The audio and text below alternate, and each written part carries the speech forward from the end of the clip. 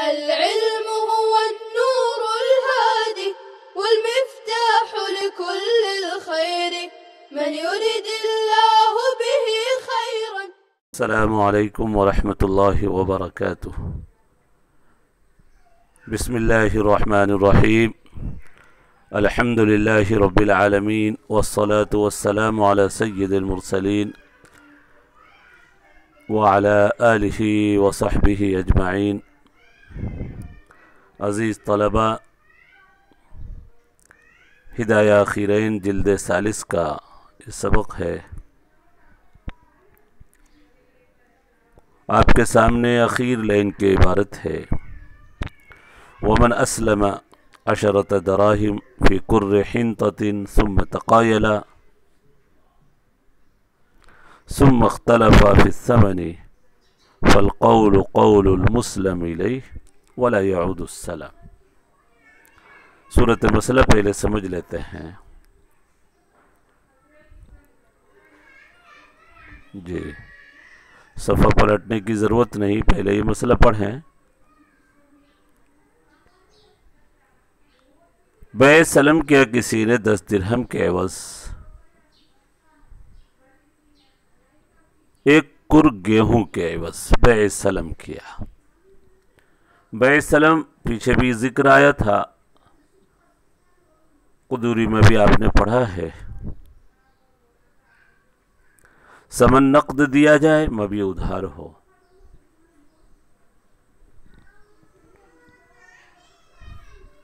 بیع العاجل بالعاجل ہے.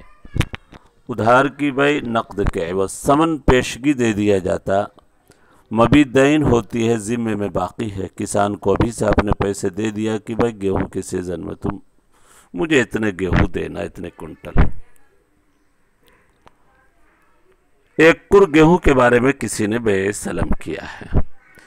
اس سے ایک بات اور سمجھ میں آئی ہے کہ یہاں ثمن کو جو دیا جاتا ہے بیع سلم میں، صرف ثمن کو بیع سلم میں ثمن کو حوالے کیا جاتا ہے، مبیع فی الحال موجود نہیں ہوتی، بلکہ مبیع دین ہے، گویا اس کے ذمے میں قرض ہے جو مسلم الیہ ہے. اصطلاح کو بھی یاد رکھیں، ایک رب السلم ہے، ایک مسلم الیہ ہے.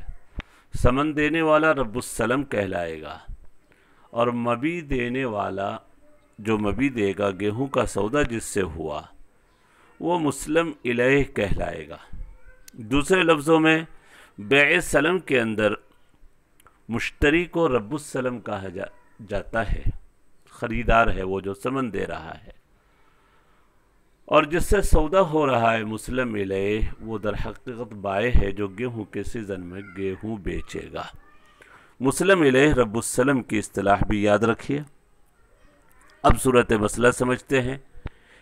ایک کر گیہوں کا معاملہ ہوا بیع سلم. کر ایک پیمانے کا نام ہے جو تقریباً 60 قفیز کے برابر ہوتا ہے. بعض نے کہا کہ 12 وسق کا ہوتا ہے، اور ایک وسق تقریباً 60 صاع کا ہوتا ہے. صاع کا مشہور وزن ہے، 3.5 کلو کے قریب بولتے ہیں. نصف صاع کا وزن آپ نے پڑھا ہوگا، 1 کلو 666 گرام ہے. تو ایک صاع تقریباً 3.5 کلو سے اوپر، 3.5 کلو کے بیچ کا ایک وزن ہے 60 صاع. گیہوں کے سلسلے میں 10 درہم کے عوض بیع سلم کیا. ہو گئی بات، وہ بیع ہو گئی معاملہ. لیکن اب اقالے کی نوبت آ گئی، اقالہ کرنا پڑ رہا ہے. ثم تقایلا. جب اقالے کی نوبت آئی، اب اس بیع سلم کو فسخ کرنا ہے. ثمن میں اختلاف ہوا. رب السلم بول رہا ہے میں نے 10 درہم دیا تھا، اور جو گیہوں والا ہے مسلم الیہ شخص جو بائع ہے، در حقیقت کسان ہے، وہ کہہ رہا نہیں 5 درہم میں بات ہوئی، وہ زیادتی کا منکر ہے. تو یہاں پر جو ہے مسلم الیہ کی بات مانی جائے گی، جو بائع ہے، جو کسان ہے، جس سے گیہوں کا سودا ہوا، مسلم الیہ کی بات مانی جائے گی، اور بیع سلم نہیں لوٹے گی. اوپر والے مسئلے میں، اور اس میں بڑا واضح فرق نظر آ رہا ہے. اب دیکھیں اوپر ایک مسئلہ بالکل ایسے ہی آیا تھا اقالے کا کل گزشتہ سبق میں، اس سے پہلے کے سبق میں جو بات آئی تھی، جو باندی کا مسئلہ تھا، باندی کو خریدا، قبضہ کر لیا، پھر اقالے کی نوبت آئی تو وہاں پر دونوں کے قسم کا ذکر ہے، چونکہ وہاں پر مبی عین ہے جو مشتری کے قبضے میں مبی پہنچ چکی، جب ثمن میں اختلاف ہوا تو گویا مشتری مبی کو لوٹانا نہیں چاہے گا، تو وہاں دونوں منکر ہیں، تو اس لیے وہاں پر اقالے کی بات تھی، وہاں تحالف کی بات تھی، دونوں سے قسم لینے کی۔ یہاں پر دونوں سے قسم نہیں لیں گے، چونکہ یہاں مبی کوئی عین نہیں بلکہ دین ہے، واجب فی الذمہ ہے، مبی موجود ہی نہیں جس کے لوٹانے کی بات ہو۔ دوسری بات، اوپر والے مسئلے میں جب دونوں قسم کھا لیں گے باندی والے مسئلے میں اور ثمن میں اختلاف ہوا تو وہاں پر بات آئی تھی یعود البیع الاول، پہلی والی بیع لوٹ آئے گی، لیکن یہاں پر جب ثمن میں اختلاف ہوا اور پھر قسم لے لی گئی تو اب بیع سلم نہیں لوٹے گی بلکہ ساقط ہو جائے گی، بیع کا معاملہ ہی ختم ہو جائے گا۔ لا يعود البيع الاول في هذه المسئلہ، اس مسئلے میں بیع اول نہیں لوٹے گی اوپر والے مسئلے میں، چونکہ مبی وہاں عین ہے اور یہاں مبی دین ہے، واجب فی ذمہ ہے، تو در حقیقت یہ اسقاط کا نام ہے، حق کو ایک ساقط کر دینے کا نام ہے، بس صرف ثمن کو لوٹا دیا جائے گا، اور بات جو مانی جائے گی ثمن کی مقدار کے سلسلے میں قسم کے ساتھ مسلم علیہ کی بات مانی جائے گی، مسلم علیہ جو مقدار وہ 5 درہم بولا، 5 درہم لوٹا دیا جائے گا رب السلم کو۔ جی اب عبارت صفحہ پلٹ لیں، فالقول قول المسلم علیہ ولا يعود السلم، بیع سلم نہیں لوٹے گی اوپر والے مسئلے میں، یعنی کل کے مسئلے میں اور اس مسئلے میں آپ کو واضح فرق نظر آیا ہوگا، اور وجہ فرق بھی واضح ہے، وہاں پر دونوں سے قسم لی گئی تھی، مبی عین تھی، وہاں پر دونوں کے قسم کے بعد بیع اول لوٹ آئی تھی، یہاں پر بیع سلم نہیں لوٹے گی، اور وجہ یہی ہے کہ مبی یہاں پر دین ہے، عین نہیں ہے، دور دین اور عین کا فرق ہوتا ہے۔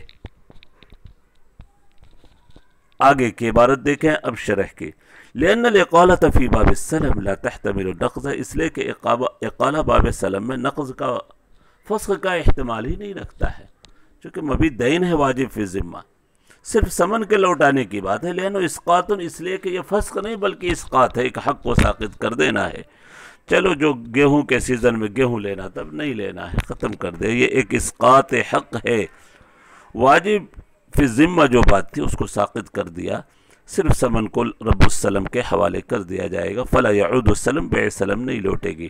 اوپر والے ہی کی مثال دے رہے جو بیع مطلق کی بات تھی باندی کے مسئلے کی، بخلاف الاقالۃ فی البیع، بخلاف اقالہ بیع کے اندر جہاں پر مبی کیا ہو، عین ہو، اور یہاں سلم کے اندر مبی دین ہے، واجب فی ذمہ ہے، تو دونوں بخلاف اقالہ فی البیع کے وہاں پر جو ہے بیع اول لوٹ آئے گی، اور وہاں پر تحالف کی بھی بات آئی تھی، چونکہ جب مبی عین ہے، ثمن میں اختلاف کے بعد مشتری لوٹانا نہیں چاہے گا مبی کو جب تک اس کا ثمن واپس نہ ہو، تو وہاں پر دونوں میں سے ہر ایک مدعی بھی ہے، ہر ایک منکر بھی ہے، تو تحالفہ کی بات آئی تھی۔ لأن الإقالة في باب السلم لا تحتمل النقض لأنه إسقاط فلا يعود السلم بخلاف الإقالة في البيع، ألا يرى، کیا وہ نہیں دیکھتا، یا الا یرا، کیا دیکھا نہیں جا رہا ہے، دیکھیں کہ راس بیع سلم کے اندر ان رأس مال السلم لو كان عرضا فرده بالعیب، اب یہ دوسرے صورت بتلا رہے ہیں جس سے یہ ثابت کرنا ہے کہ ایک بیع سلم نہیں لوٹتا، ثمن میں بطور ثمن کے اس نے عرض کو دیا تھا، بیع سلم میں کوئی سامان دیا تھا، مسلم علیہ نے سامان کو لے لیا، لیکن وہ سامان میں کوئی عیب نکل آیا، ثمن دراہم دنانیر نہیں دیا، عرض کوئی سامان دیا اس نے، اور اس سامان میں پھر کوئی عیب نکل آیا، اب لوٹانا ہے، رب السلم کو وہ سامان لوٹانا ہے، لیکن تسلیم سے پہلے، حوالے کرنے سے پہلے رب السلم کے ابھی دیا بھی نہیں، تو یہاں پر مبی یہ ثمن جو سامان کی شکل میں ہے تسلیم سے پہلے جب ہلاک ہو گیا تو یہاں پر بھی بیع سلم نہیں لوٹے گی. دیکھیے جبکہ پہلے والے مسئلے میں اگر بیع مطلق ہے تو وہاں بیع تام ہو جاتی, بیع اول لوٹ آتی, لیکن یہاں پر سلم کے اندر بیع نہیں لوٹے گی. وجہ ظاہر ہے کہ وہاں عین ہے اور یہاں مبی دین ہے. گرچہ سمن کو یہاں پر عرض, اصل سمن کو یہاں جو مثال میں پیش کی ہے تاکہ واضح ہو جائے, فرق واضح ہو جائے کہ مبی اصل یہاں دین ہے اور جس مبی کا ہی اعتبار ہے. سمن چاہے دراہیم کی شکل میں ہو یا عرض کی شکل میں ہو, وَإِنَّ رَأْسَ مَالِ السَّلَمْ لَوْ كَانَ عَرْضًا فَرَدَّهُ بِالْعَيْبِ, عیب کی وجہ سے لوٹا دیا, لوٹایا نہیں بلکہ لوٹانا چاہا. وَهَلَكَ قَبْلَ التَّسْلِيمِ, اور تسلیم سے پہلے وہ ہلاک ہو جائے, رب السلم کو حوالے کرنے سے پہلے, لا يعود السلام. اور اگر یہی مسئلہ بیع عین میں ہوتا تو یعود البیع, پہلی والی بیع لوٹ آتی, مکمل ہو جاتی. چونکہ مشتری کے پاس اب کچھ رہا نہیں بائی کے پاس لوٹانے کے لیے, تو دل علی الفرق بینہما, یہ دونوں کے درمیان فرق پر یہ مسئلہ دلالت کر رہا ہے. بیع مطلق اور بیع سلم میں واضح فرق ہے. بیع مطلق میں مبی عین ہوتی ہے اور بیع سلم میں مبی دین ہے, اس لیے کئی مسئلوں میں فرق سمجھ میں آ جاتا, فرق واضح ہے. اب آگے کچھ چھوٹے چھوٹے مسائل ہیں, آسان ہے اس لیے پڑھ لیتے ہیں.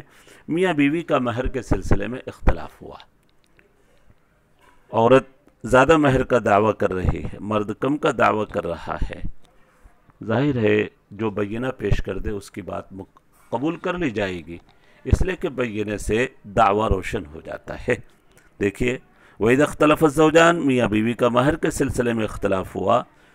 شوہر نے دعویٰ کیا 1000 مہر کا, وقالت, اور عورت کہہ رہی ہے بِأَلْفَيْن تزوجتنی ب2000, 2000 میں اب تم نے نکاح کیا. دونوں میں سے جو بھی بینہ پیش کر دے تقبل بینہ, تو اس کا بینہ قابل قبول ہوگا. لأنه نور دعواہ بالحجہ, اس لیے کہ اس نے اپنے دعوے کو دلیل کے ذریعے روشن کر دیا. ہاں دونوں اگر بینہ پیش کرے تو آپ خود عقل سے سوچ سکتے ہیں عورت کا بینہ زیادہ قابل قبول ہوگا, چونکہ بینہ جو مثبت لزیادہ ہوا قابل قبول ہوتا ہے, عورت کا بینہ مثبت لزیادہ ہے. 2000 کا وہ دعویٰ کرے, دونوں بینہ پیش کریں, فالبینۃ بینۃ المرأة لأنها تثبت الزیادہ, اس لیے کہ وہ زیادتی کو ثابت کر رہا وہ بینہ. معناه اذا كان مہر مثل اقل مما ادعى, تو اس کا مفہوم یہ ہے جب اس کا مہر مثل کم ہو اس کے دعوے سے. وَإِن لَمْ تَكُنْ لَهُمَا بَيِّنَةٌ, بینہ کسی کے پاس نہیں. امام صاحب فرماتے ہیں دونوں قسم کھائیں گے, لیکن نکاح کو فسخ نہیں کیا جائے گا, چونکہ بیع میں تو سمن نہ ہونے کی وجہ سے بیع فاسد ہو جاتی ہے, لیکن مسئلہ نکاح میں مہر تابع ہے. مہر تابع ہے, اس لیے اگر اختلاف بھی ہوا تو مہر مثل تو مقرر کر دیا جائے گا, لیکن نکاح کو فسخ نہیں کیا جائے گا. لیکن اثر التحال فی انعدام تسمیہ, دونوں کے قسم کا فائدہ صرف یہ ہوگا کہ گویا مہر مقرر نہیں ہے, تسمیہ معدوم ہے. اور تسمیہ یعنی مہر اگر معدوم بھی ہو, مقرر نہ بھی کیا ہو, تو لا یخل بصحت النکاح, صحت نکاح میں بخل نہیں ہے, اس لیے کہ مہر اس میں تابع ہے. ہاں بیع کا مسئلہ الگ ہے, بیع میں اگر مہر کو ثمن کو متعین نہیں کیا تو اس کی وجہ سے بیع فاسد ہو جاتی ہے علی ما مر. تو بیع کا مسئلہ الگ ہے, نکاح کا مسئلہ اصل الگ ہے. بیع کے مسئلے میں ثمن کی بڑی اہمیت ہے, اصل ہے وہ, لیکن نکاح والے مسئلے میں مہر تابع ہے. تو بیع اور نکاح کا بھی ایک فرق ظاہر ہو گیا, جس طریقے سے بیع مطلق اور بیع سلم کا مسئلہ ظاہر ہوا. یہاں تک کی عبارت ہو گئی ہے, آگے کا مسئلہ انشاءاللہ آئندہ سبق میں سمجھیں گے. اللہ تبارک و تعالی ہم سب کے لیے سمجھنا آسان فرمائے.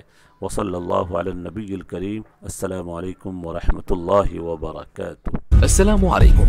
لا تنسوا الاعجاب بالفيديو والاشتراك في القناة تشجيعا لنا لنستمر بنشر المزيد إن شاء الله.